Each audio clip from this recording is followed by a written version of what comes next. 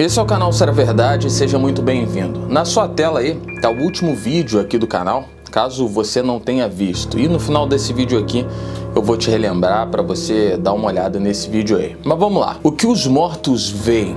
Qual foi a última imagem que testemunharam em vida antes de partirem desse mundo? Será que foi o rosto dos familiares ou um carro se aproximando, algum tipo de acidente? Ou será que viu um rosto de um assassino ou um flash vindo de uma arma de fogo? Parece que essas são coisas que a gente está condenado a nunca saber. As últimas imagens que os olhos dos mortos captaram permanecem perpetuamente escondida com eles. Mas há uma área de estudo que há muito tempo tenta mudar isso.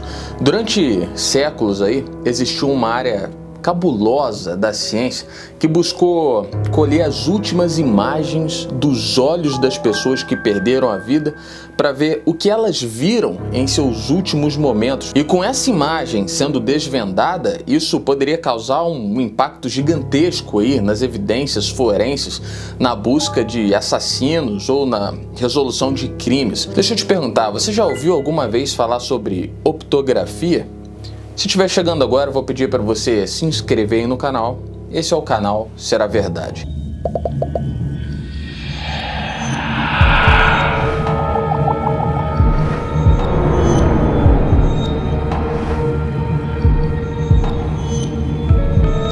Se você nunca ouviu falar sobre optografia, você vai entender o que é isso nesse vídeo aqui. Há uma ideia de que as últimas imagens no momento da morte permaneçam nos olhos da vítima e que essas imagens elas podem ser detectadas e estudadas. E essa ideia foi proposta pela primeira vez por um frade jesuíta de nome Christopher Skinner no século 17. E ele afirmou ter visto por acaso uma imagem impressa na retina de uma rã que ele estava dissecando. Ele presumiu que essa imagem tênue aí foi a última coisa que o sapo viu antes de morrer. Assim a ideia foi levada ao conhecimento do público, mas os estudos sobre isso só avançaram 200 anos depois, quando a fotografia surgiu. Antes disso era só uma curiosidade. Quando a fotografia foi inventada, por volta aí de 1840, começou a se formar uma consciência de que a maneira como uma câmera fotográfica funcionava era semelhante em muitos aspectos aí à maneira com que o olho humano trabalhava.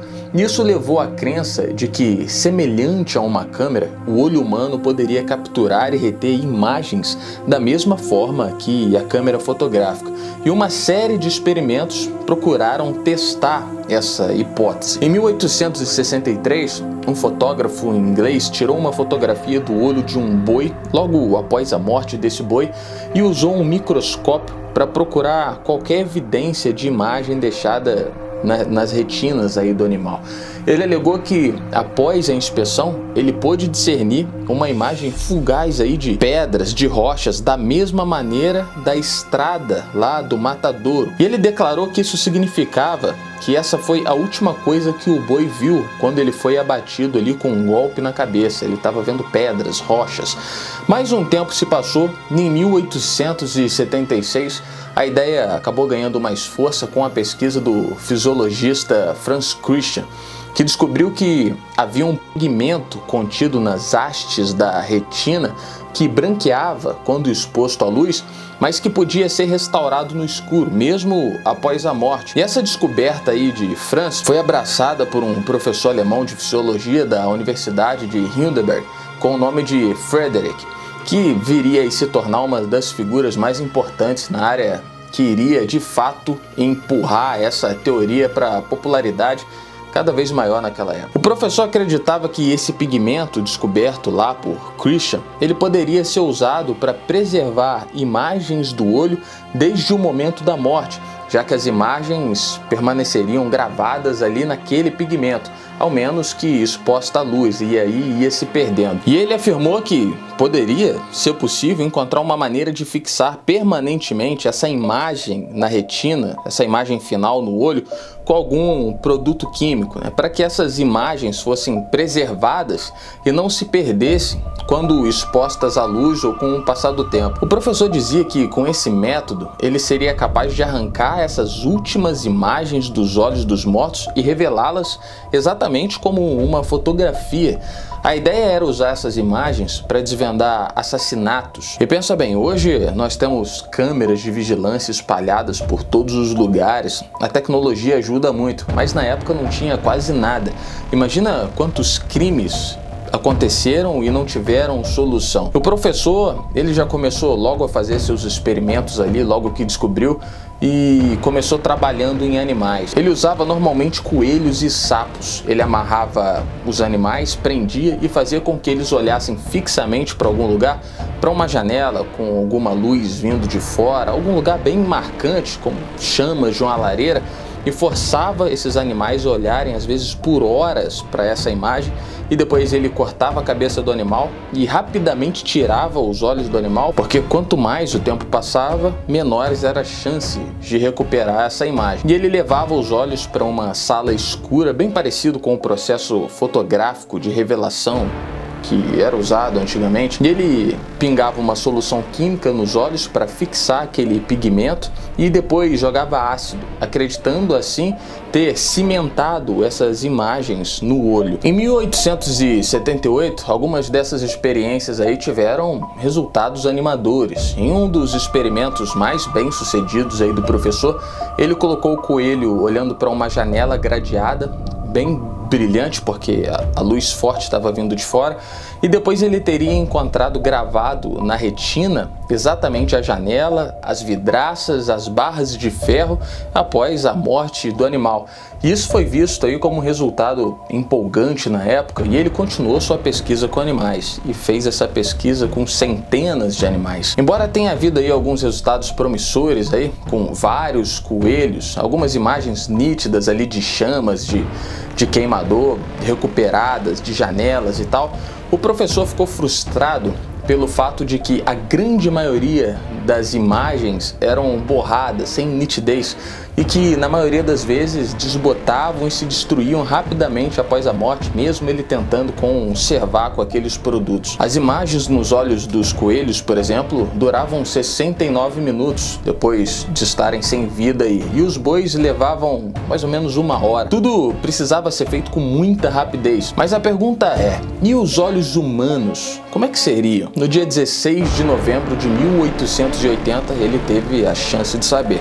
Um homem foi condenado à execução por guilhotina e o professor teve autorização para estudar os olhos. Tudo teve que ser feito rapidamente. Depois da execução, ele tirou um dos olhos da pessoa e correu para fazer os estudos. E o professor, após a conclusão, ele alegou que tinha sido um sucesso, que ele conseguiu obter uma imagem nítida do olho. A princípio, ele dizia que era possível ver também a lâmina da guilhotina ali, mas disseram que isso não seria possível porque o homem estava vendado na hora da execução.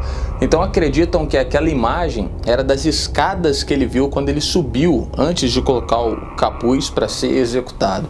O resultado ficou inconclusivo, se parecia escada, se parecia guilhotina, enfim. Esses experimentos aí se mantiveram durante o século XIX e século XX, e foi noticiado com frequência na época em jornais que imagens incríveis foram tiradas dos olhos dos mortos e até crimes teriam sido solucionados.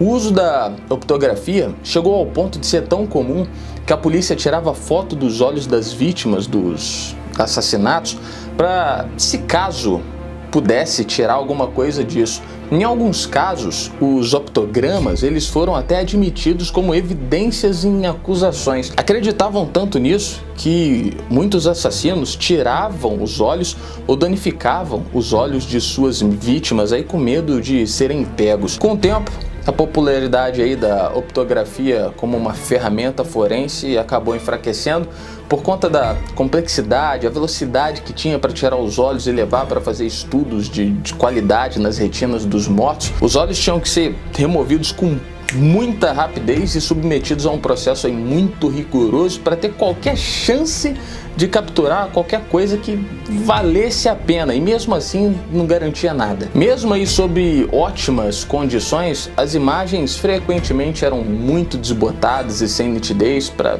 ter alguma utilidade de fato. O procedimento tinha até um potencial, mas não tinham muitos casos de sucesso suficiente aí para manter o uso disso. Uma das últimas vezes que foi tentado foi em 1975, com mais testes em coelho.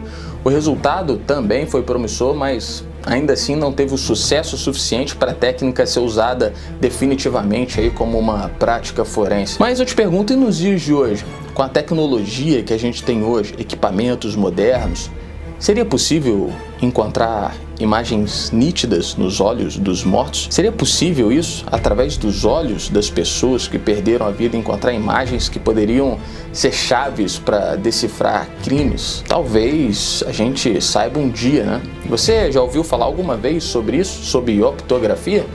Diz aí nos comentários. Se você tiver alguma sugestão para temas, vou pedir para você deixar aí nos comentários também. Não esquece de conferir o último vídeo que foi postado aqui no canal. Esse é o canal Será Verdade.